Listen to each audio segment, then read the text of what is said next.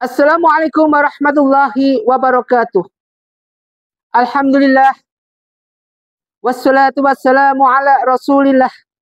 La hawla wa la quwwata illa billah amma ba'd. A'udzu billahi minasyaitonir rajim. Bismillahirrahmanirrahim. Wa qala rabbukum ud'uni astajib lakum. Innal ladzina yastakbiruna an ibadati sayadkhuluna jahannama dakhirin. Allahul ladzi ja'ala lakumul laili litaskununi fihi wan nahara mubsyira. Innallaha la dzu fadlin 'alan nasi walakinna aktsarun nasi la yashkurun. Shadaqallahul 'adzim. Shadaqallahu ala Rasulillah sallallahu alaihi wasallam. Pertama, mari kita panjatkan rasa puji syukur kita pada Allah Subhanahu wa taala. Salawat dan salam mari kita haturkan pada junjungan kita Nabi Muhammadin sallallahu alaihi wasallam. Mudah-mudahan kita diberikan suatu kekuatan iman, takwa Allah di hadapan Allah Subhanahu wa taala. Senantiasa tidak pernah ada putusnya lisan kita bersolawat pada baginda Rasulullah sallallahu alaihi wasallam. Ma'asyiral muslimin muslimat jamaah pencerahan bimbingan amalan yang Ustaz muliakan. Hari ini merupakan suatu hari di mana kita masih diberikan suatu ridho dan hidayah oleh Allah Subhanahu wa taala. Buktinya apa? Rasa sayangnya Allah kepada hambanya. Buktinya apa? Alhamdulillah hari ini kita masih diberikan kekuatan iman. Buktinya apa? Kita masih mau mendengarkan pencerahan bimbingan amalan yang Ustaz utarakan nanti. Yang Ustaz sampaikan, meskipun itu cuma satu ayat per hari, satu ayat demi ayat, insya Allah akan bisa memberikan kita siraman titik demi titik, setitik demi titik. Akan memberikan suatu hal yang nanti akan benar-benar berkesan di hati kita. Masuk telinga kanan, langsung ke dalam hati kita. Gak usah banyak-banyak kita belajar. Buat apa kita belajar banyak sekali, pada endingnya kita lupa. The endingnya kita tidak bisa menyerap ilmu itu sendiri. Makanya dalam suatu hadis disebutkan, sampaikan meskipun itu cuma satu ayat. Artinya apa? Artinya kemampuan manusia dalam hal dia tidak fokus, masih bisa menerima daripada apa yang diajarkan meskipun cuma satu ayat. Buktinya apa? Buktinya ketika kita nonton di majelis, meskipun kita bukan orang yang ahli dalam suatu hal yang berhubungan dengan agama, mereka datang ke majelis karena melihat si ustadznya yang terkenal, famous banget.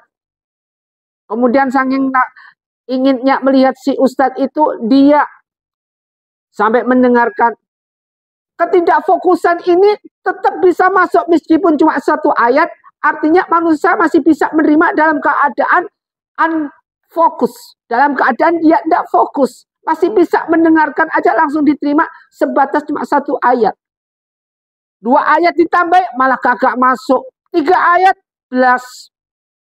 6 ayat, 7 ayat tambah babar belas tidak masuk. Makanya satu ayat kalau nggak bisa masuk ini berarti orang nggak normal ini.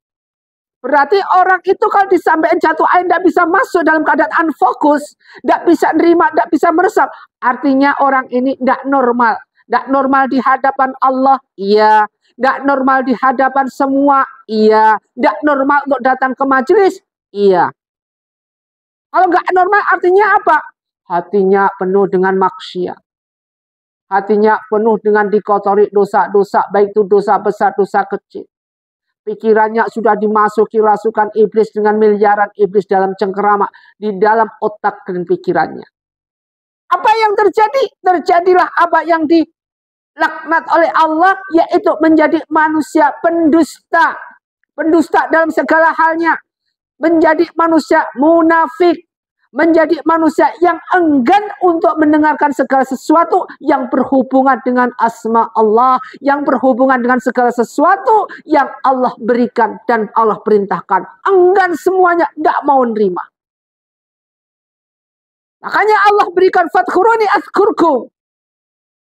Kamu itu kalau misalkan jadi hambaku, mohonlah kepadaku. Apapun mohon kepadaku, akan aku kabulkan apa yang kau minta.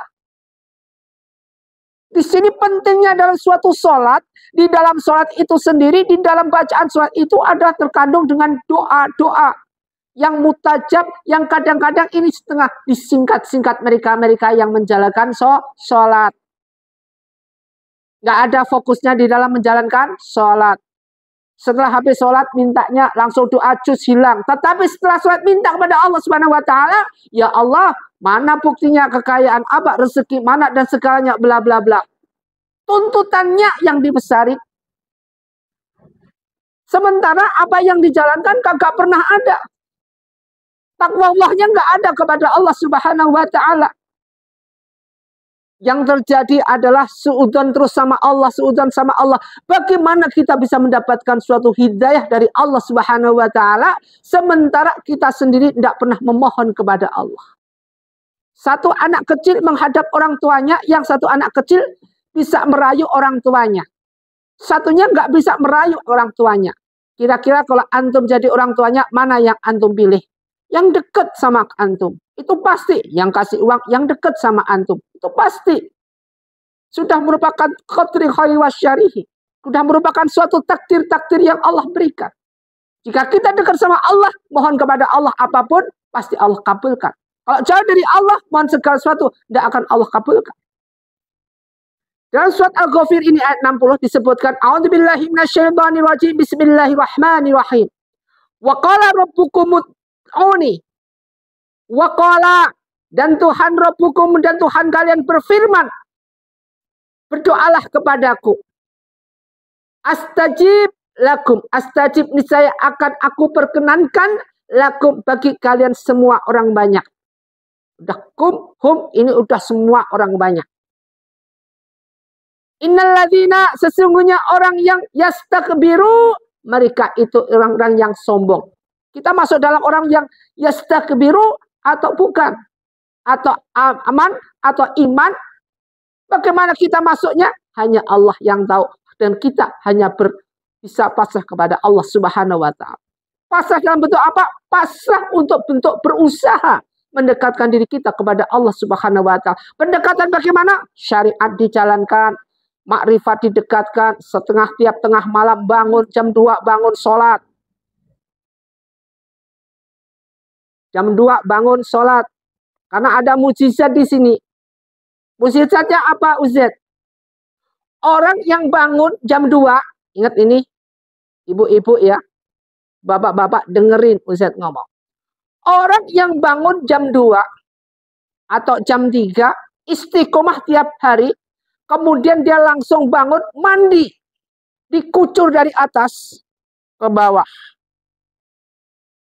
Apa yang terjadi? Mukjizat akan datang bertubi-tubi. Hidayah akan datang bertubi-tubi. Buktinya apa hidayah itu? Apa rahmat itu? Apa bentuknya? Orang ini akan panjang umurnya, disehatkan jantungnya, disehatkan kesehatannya yang dia sakit-sakitan. Kemudian sama Allah dijamin tidak akan mempan dengan santet. Apapun itu teluh kiriman dari mana dibebankan atau dikirim ke kita, balik mental ke dia. Jaminan Allah ini. Mereka yang bangun jam 2 sepertiga malam kemudian mandi dikuyurkan dari atas ke bawah airnya terus setiap hari, Masya Allah. Habis itu sholat tahajud, sholat hajat, wirid sampai pagi, sampai menjelang sholat fajar atau sholat subuh, Masya Allah. Orang-orang seperti inilah yang akan mendapatkan hidayah dari Allah Subhanahu wa Ta'ala. Di mana pada waktu itu jam-jam segitu mereka pada tidur. Mereka pada mendengkur. Susah untuk bangun. Tetapi kita masih diberikan suatu hidayah untuk bisa bangun. Untuk bisa menghadap pada Allah. Bahkan kita curhat pada Allah dengan kriteria kesusahan, kesulitan, masalah yang kita hadapi. Jadi kita jangan sampai menjadi yastakbirun, menjadi mereka golongan kita hamba yang sombong. An ibadatihi, tidak mau menyembahku. An ibadatihi, tidak mau sholat, tidak mau nyembah sama Allah. Sudah yastakbirun, terus kemudian an ibadati. Sudah yastakbirun, sombongnya minta ampun, sholat kagak pernah. Saya dakhuluna, akan masuk jahannam, neraka jahanam, zakhirin, dalam keadaan hina. Jadi mereka masuk ke dalam neraka jahanam dalam keadaan yaitu zakhirin, dalam keadaan hina di mata Allah. Nari jahanam zakhirin, dalam keadaan hina, masuk ke neraka. Kalau sudah masuk neraka dalam keadaan hina, baginda Rasul susah mencarinya. Kenapa? Orang ini sudah masuk dalam kategori yastakbirun an ibadati. Sudah sombong, gak mau sholat, gak mau ibadah. Makanya seorang tua yang diberikan amanah kepada Allah Subhanahu wa Ta'ala buat kepada anaknya. Allah berikan amanah orang tua ini untuk mendidik anak. Sementara anak kalau nggak sholat dibiarin. Bagaimana ini hukumnya, Ustaz? Terus dididik, dan terus didik. Jangan sampai dia lepas dari sholat. Penyesalan selalu terjadi pada setelah.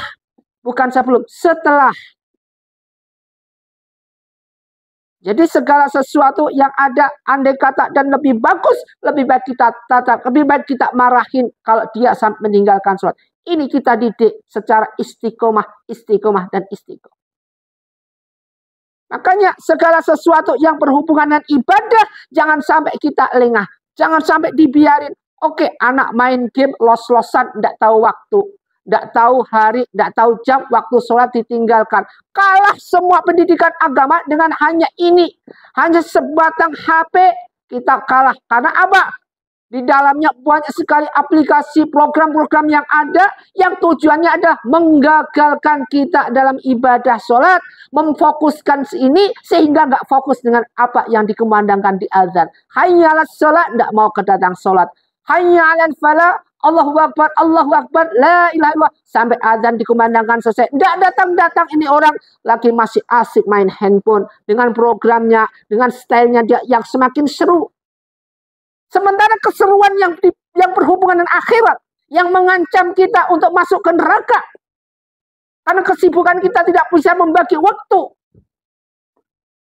Ini yang ditinggalkan. Dia nggak sadar. Begitu komat dikumandangkan, Allahu Akbar, asyhadu an la ilaha illallah, asyhadu anna Muhammadar Rasulullah, terus sampai selesai, sholat sudah dijalankan, udah dimulai, nggak datang-datang juga, lagi asyik. Akhirnya sholat selesai, ketinggalanlah dia apa namakan ibadah sholat. Yang lebih hina lagi ketika di sini disebutkan an ibadati, tidak mau sholat, tidak mau ibadah. Artinya apa? Biarin dah dia 1 hari, 2 hari meninggalkan sholat. Lama-lama nggak pernah ibadah sholat sama sekali. Makanya ini begitu pentingnya. Pentingnya kita memohon doa kepada Allah Subhanahu wa Ta'ala. Agar apa? Agar apa yang kita lakukan, agar permohonan doa kita ini benar-benar dikabulkan oleh Allah Subhanahu wa Ta'ala. Allah pasti akan kabulkan doa kita. Allah pasti kabulkan segala sesuatu yang berhubungan dengan doa. Ini pasti janji Allah. Ya ayyuhalladzina amanu sta'inu sabri bisolah. Ya wahai orang-orang beriman. Jika kamu mohon segala sesuatu, mohonlah pertolongan kepadaku. Dengan sabar dan sholat. Jangan sampai meninggalkan doa. Makanya ketika apapun yang terjadi, ketika kita ibadah kepada Allah, ketika kita sholat di hadapan Allah Subhanahu wa Ta'ala, maka apa yang kita lakukan? Doa, doa, dan doa. Di sini sebutkan ada 4. Jadi Allah itu pasti kabulkan segala doa-doa kita. Tetapi ada 4 cara dalam Allah mengabulkan doa itu, ada 4 cara. Ini perlu diingat ya. Perlu diingat sekali bagaimana nanti Ustaz menyampaikan. Yang pertama, dalam Allah pasti kabulkan doa itu, mereka satu adalah dengan cara pada anak orang-orang soleh. Seorang ulama, seorang aulia, apapun yang diminta langsung cespleng, langsung dikabulkan oleh Allah Subhanahu wa Ta'ala, langsung kabul. Mereka apa? Mereka itu orang-orang soleh. Orang-orang yang dalam hidupnya selalu mengutamakan kepentingan makrifat kepada Allah daripada hubud dunia, daripada cinta dunia. Kalau kita hubud dunia yang nomor 1, takabur nomor 2, kemudian kesombongan kita bangga, maksiat kita jalankan, gak berdiri lagi. Sehingga apa? Dosa-dosa numpuk-numpuk, segala sesuatu terus bergiliran, ganti. Perzinaan dia tidak peduli. Dia lakukan apapun itu, gak peduli mereka. Bagaimana doa kita bisa dikabulkan? Jadi doa yang pertama dalam Allah mengabulkan, ini adalah mereka orang soleh, mereka aulia. Mereka golongan para waliullah. Ketika mohon pada Allah, ya Rabb, langsung dikabulkan. Langsung dikabulkan oleh Allah Subhanahu wa Ta'ala. Makanya kadang-kadang ketika kita punya anak kita mau ujian, minta doa berkahnya kepada para orang yang lebih dekat sama Allah, makrifat, yaitu para waliullah, para aulia, para ustadz, para kiai. Kita mohon doa dan karomahnya. Yang kedua, dalam Allah mengabulkan doanya, yang kedua caranya adalah takhiruhu. Takhiruhu, yaitu apa? Ditampung dulu di akhirnya. Jadi doa kita ditampung, gak langsung dikabulkan. Bukan gak dikabulkan. Kalau tak kabulin sekarang, lu bisa minta pada Allah Subhanahu wa Ta'ala, ya Allah, semoga aku bisa punya mobil. Allah gak berikan tuh mobil. Takhiruhunya di sini adalah suatu hal yang akhir, di endingnya. Andai kata kamu nanti beliin mobil, tak kabulkan bisa punya mobil, terus kemudian habis itu kamu mengalami accident, yaitu kecelakaan yang akan memakan, yaitu semua akan meninggal dalam satu keluarga. Kalau kita tahu seperti ini, mungkin kita tidak akan minta lagi untuk bisa punya mobil, untuk bisa punya kendaraan. Makanya hanya Allah yang bisa melihat. Di sini cara mengabulkannya adalah ditampung dulu, di endingnya pada suatu saat nanti Allah tahu dan Allah jelas, waktunya nggak usah minta, sudah ada mobil di depan. Ini merupakan suatu hal cara pengabulan Allah dengan cara yang kedua, takhiruhu. Cara yang ketiga dalam Allah mengabulkan adalah lil masalah. Lil masalah yaitu ditunda dulu. Ditunda semua, jadi doa kita dikabulkan biar Allah yang menentukan waktunya. Jadi semua Allah yang desain sedemikian mungkin, ini merupakan suatu hal rencana Allah Subhanahu wa Ta'ala. Yang keempat adalah ditunda di akhirat. Jadi permintaan kita mohon pada Allah di sini bukan sudah susah ya Allah, sudah miskin, kemudian ibadahnya kencang tapi tidak kaya-kaya, tidak bisa punya. Bukan ini. Dia minta doa pada Allah. Allah kabulkan bahwa mereka menjadi orang yang mulia nanti di akhirat. Nanti mereka jaya di akhirat. Kenapa? Yang lainnya pada sibuk. Sibuk apa? Lainnya pada sibuk dihisap. Sementara dia nggak dihisap. Apa yang dihisap dia? Nggak ada. Yang si fulan dulu waktu kaya, hisapnya panjang sekali. Dan lama sekali yang hisapnya. Tetapi si fulan yang satu yang di dunianya miskin, tidak punya apa-apa, tapi tetap ahli ibadah. Ibadahnya kencang sekali, tidak pandang peduli apa ibadahnya yang terjadi. Senantiasa terjadi terus. Ibadahnya kencang terus. Tiap malam makrifat pada Allah Subhanahu wa Ta'ala, tidak pernah ada hentinya. Doanya dikabulkan oleh Allah Subhanahu wa Ta'ala nanti. Dia akan menjadi hamba Allah yang akan diterima sebagai hamba Allah, masukkan ke dalam surga Allah Subhanahu wa Ta'ala tanpa embel apapun. Bahkan dengan keikhlasan keridhaan dia ketika diuji oleh Allah Subhanahu wa Ta'ala dengan segala ujian, yaitu dengan adanya kemiskinan segala sesuatu, dia tetap iman pada Allah. Al-imanu atau minu billahinya masih kencang. Maka orang seperti ini sudah wajar untuk menerima hadiah-hadiah yang sudah Allah siapkan nanti. Jangan kita bangga dengan kekayaan yang kita punya sekarang. Kita tidak harusnya mikir. Hidup di dunia tidak seberapa. Apa yang kita punya, kun fayakun diambil oleh Allah. Tinggal. Antum punya apa? Rumah tingkat, mobil mewah, rumah di mana-mana.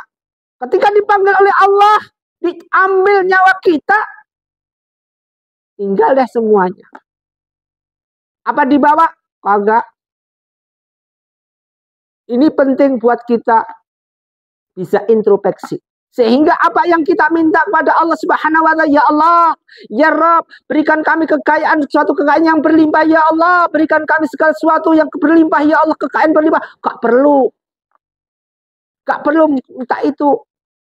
Diberi kaya, oke, tak kabulkan, kamu tak beri kekayaan. Kalau kita minta kaya pada Allah Subhanahu wa Ta'ala, gak jauh kita sebagaimana mereka hamba Allah yang non-muslim, yang minta yaitu kemewahan di dunia, surga di dunia saja, selesai. Tetapi lebih baik kalau kita minta kepada Allah apa yang kita minta.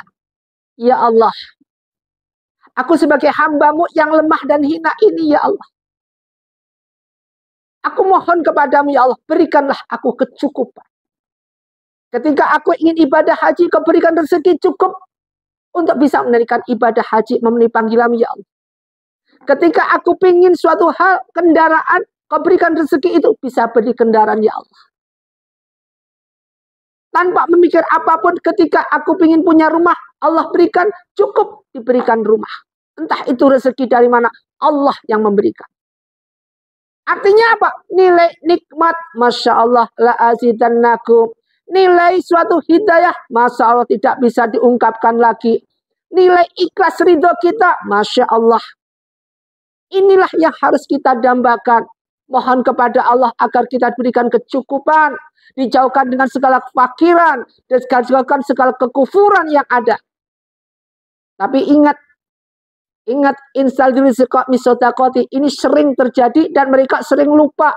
Ketika miskin diberikan rezeki, menjadi orang kaya, lupa segalanya. Lupa etika. Lupa segala apa yang dinamakan taklim muta'alim. Etikanya tidak ada sama sekali. Bahkan yang terjadi kesombongan. Ibadah ditinggalkan. Kembali ke tadi. Ma'asyiral muslimin muslimat rahimatullah. Yang dimuliakan Allah. Mudah-mudahan apa yang kita kaji hari ini.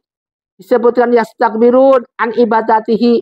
Tidak lagi menyengat dalam diri kita. Kita menjadi hamba Allah, senantiasa ibadah kepada Allah Subhanahu wa Ta'ala. Senantiasa kita pegang segala Al-Quran yang ada. Dan jangan selalu bersuudzon kepada Allah ketika kita mohon dengan doa. Tadi sudah Ustaz bilang, Ustaz utarakan, ada 4 cara Allah mengabulkan doanya. Maka itu dipelajari. Sehingga kalau kita dipelajari, kita tidak akan lagi timbul suudzon kepada Allah Subhanahu wa Ta'ala. Gak bagus kita suudzon sama Allah. Husnudzon yang bagus. Semoga bermanfaat apa yang kita kaji dan bermanfaat apa yang meskipun ini cuma 1 ayat, semoga bermanfaat buat kita realisasi dalam kehidupan sehari-hari. Usikum wa nafsi bittaqwallah. Wassalamualaikum warahmatullahi wabarakatuh.